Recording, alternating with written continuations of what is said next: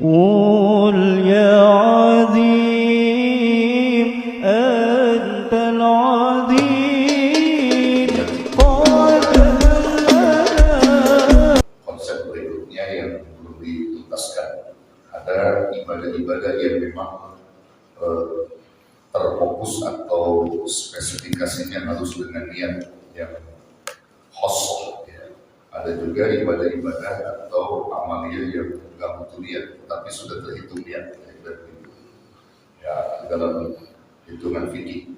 Karena konsep niat di dalam arti menurut bahasa dan istilah atau syarak itu juga udah kita tuntaskan, ya. Bagaimana arti niat menurut bahasa?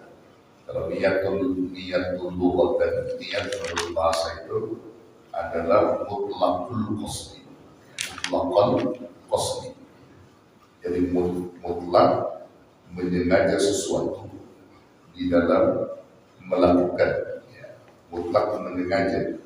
Jadi menyengaja melakukan sesuatu tindakan atau perbuatan, itu namanya niat menurut bahasa. Baik itu dilakukan berbarengan dengan perbuatan itu sendiri atau tidak berbarengan.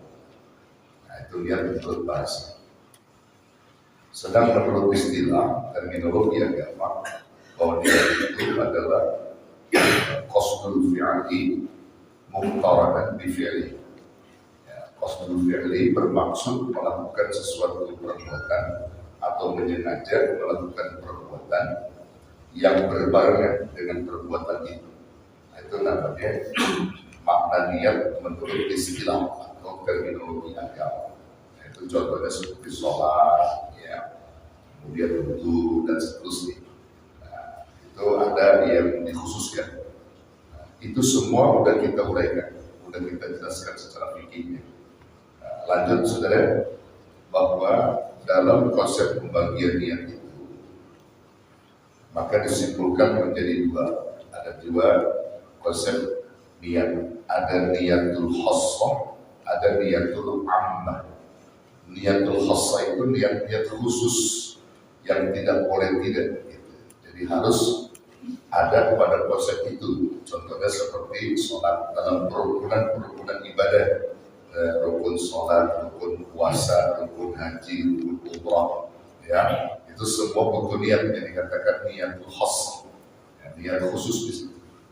Jadi nggak bisa kalau kita nggak pakai niat di situ, karena ada khusus, ya, dari mulai talafus bin niatnya, dan juga nanti konsep niat di mahal qalbinya, letak di dalam hatinya yang berbarengan dengan satu perbuatan, gitu. Itu namanya niatul khas, itu ibadah-ibadah tertentu, ya.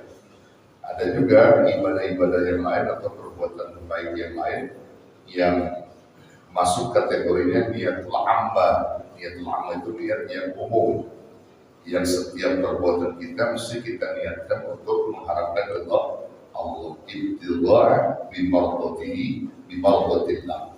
Ya, jadi mengharapkan keridhaan Allah atau karena Allah, itu umum. Itu semuanya nanti begitu, yang khusus juga sama, nanti lari ke sana, ya. Tapi tidak seperti halnya niat-niat yang dilakukan di dalam sholat, gitu. Misalnya sholli fardhu ini, fardhu zuhri, fardhu maghrib, dan seterusnya. Atau saya berniat sholat maghrib 3 rakaat, kan itu dilafazkan atau ditempatkan dalam posisi hati. Kalau kita berbuat baik yang lain, nggak perlu kita niatkan, kita hanya fokus kepada niat amal, mengharap ridha Allah, itu udah masuk kategori niat secara umum, gitu. Jadi kita nggak pakai nawaitu, misalnya saya berniat untuk ini, nggak pakai begitu lagi, udah kita langsung aja fokus karena Allah udah dapat itu pahala kebaikan, ya, sudah dapat.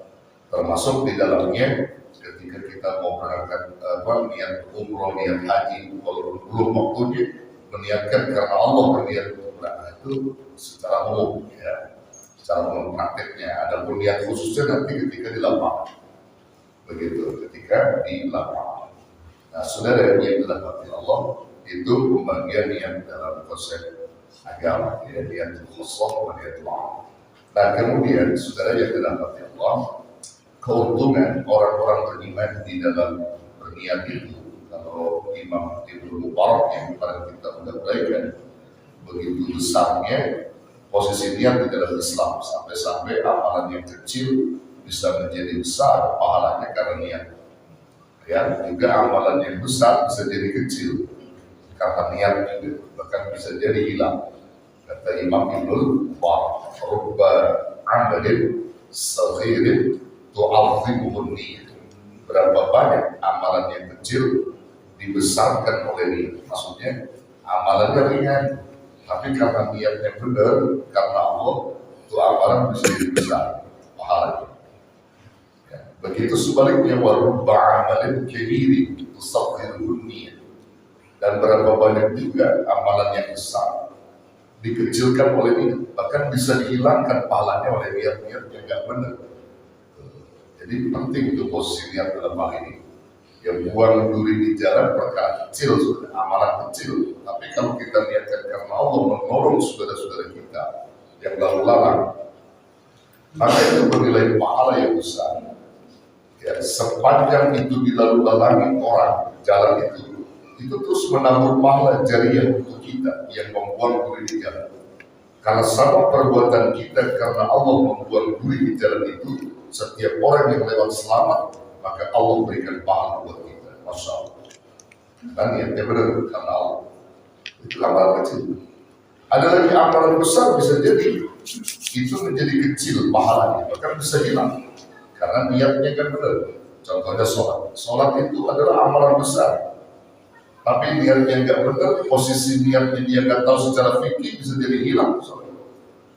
Bisa jadi hancur, bisa jadi kecil di mata Allah. Bahkan tidak ada konsep pahala kalau orang niatnya nggak benar di dalam sholat. Dan begitu seterusnya dan seterusnya.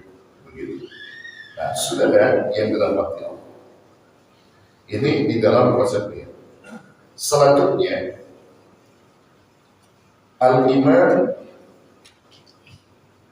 As-Suyuti di dalam kitabnya Asbah wan Nadair, beliau mengatakan bahwa ada mustiratin niyyah fi ibadati la takunu 'adatun aw la taltabisu bi ghayriha kal iman billahi ta'ala wal ma'rifah wal khawf wal raja wa qira'atil Qur'an wal adhkar li'annaha mutamayyizatun bi suratiha. Na'am yajibu fil qira'ati idza kanat manzura litamyiz al-fard min ghairi wa a'adtu katark az-zina wa ghairu falam yahtaj ila niyyatin li husul al-maqsud minha wa huwa ijtinab al-manhi.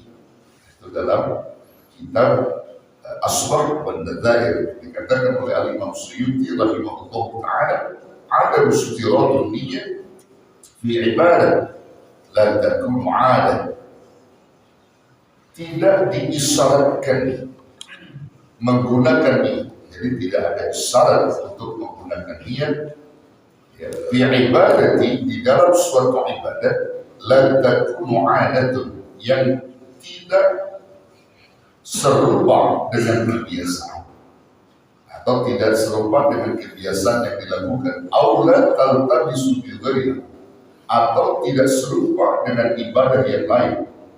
Contohnya apa? Kal imani billahi ta'ala, seperti beriman kepada Allah Ta'ala. Nggak perlu diniatkan iman.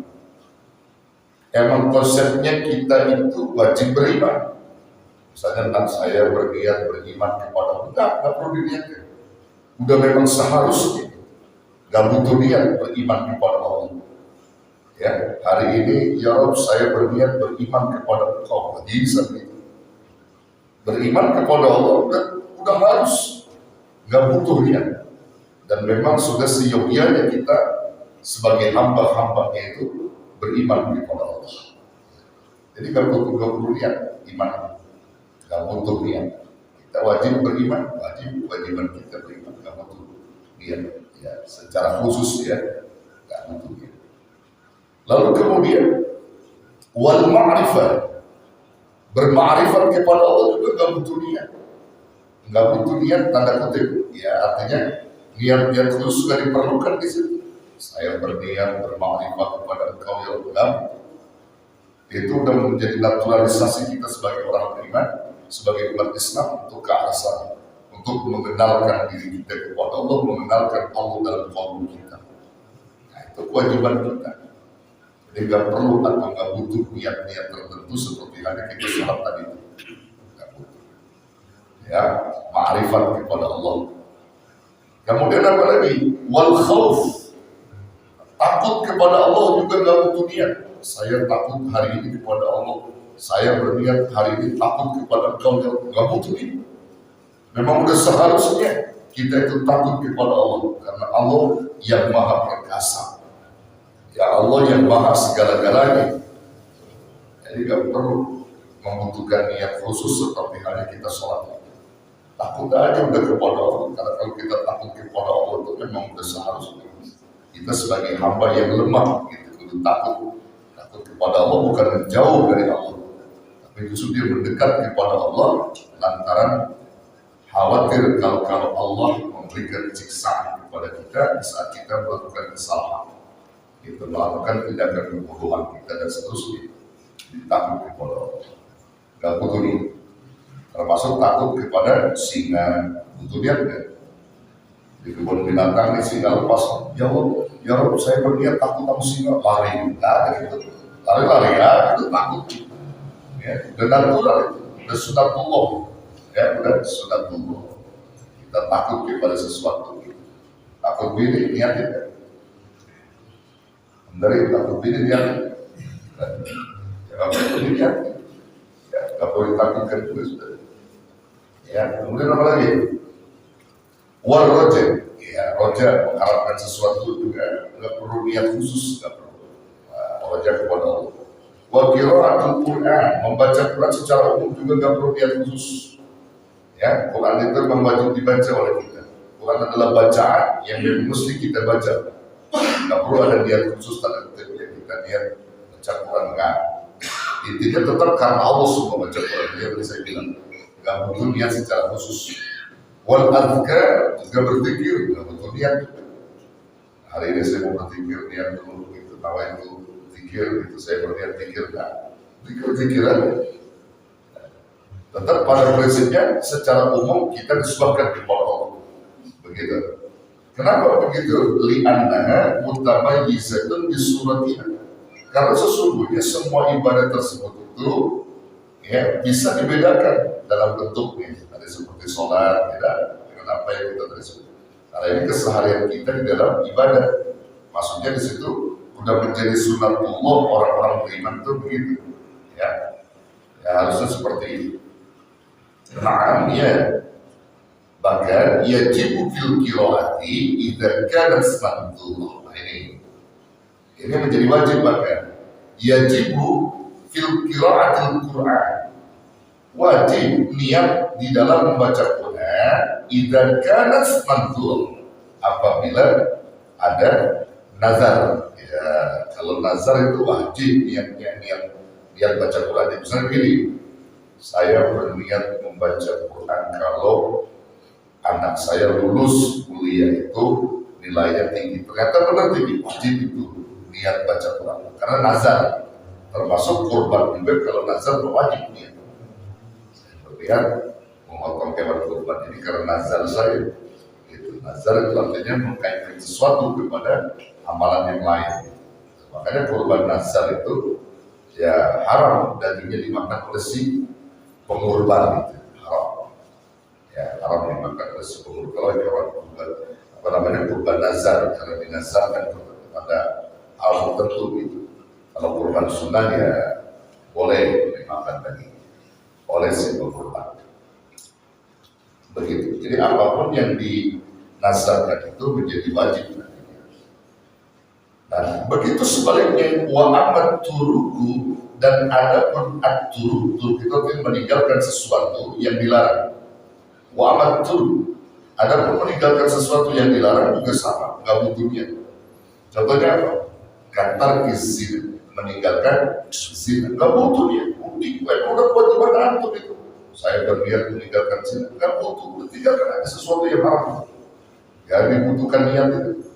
Ya. Karena secara umum kita libatkan Allah. Saya secara umum ya secara artinya meninggalkan zina itu karena Allah, karena kita mengikuti larangan Allah dalam hal ini, takut kepada larangan Allah tadi. Kalau secara khusus nggak butuh niat itu kata zina, meninggalkan zina, wafiru dan yang lain. Falam yahtaj ila niyatin, maka tidaklah membutuhkan kepada niat li usulil maqsudi minha, untuk mencapai tujuan yang dimaksud.